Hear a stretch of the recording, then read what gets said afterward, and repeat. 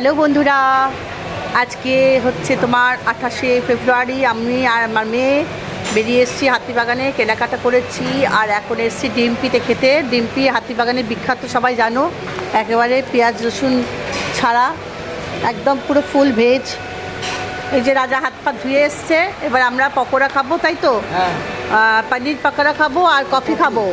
মেয়ে গেছে হাত ধুতে, ওই যে আসবে হেলতে দুলতে এবারে।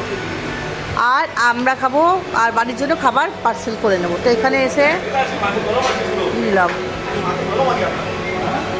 আর এই দেখো কেনাকাটা করেছি সমস্ত, এখানে রয়েছে। ওই যে আমার মেয়ে আসছে, হাত পা ধুয়ে এলো।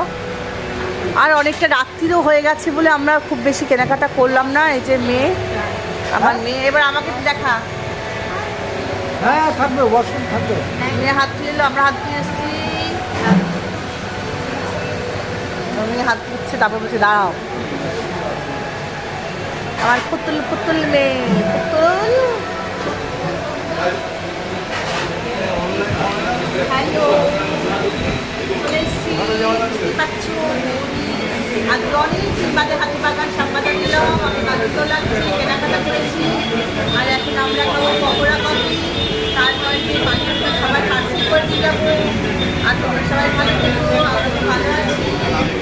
আর সবাই টুকটাবে,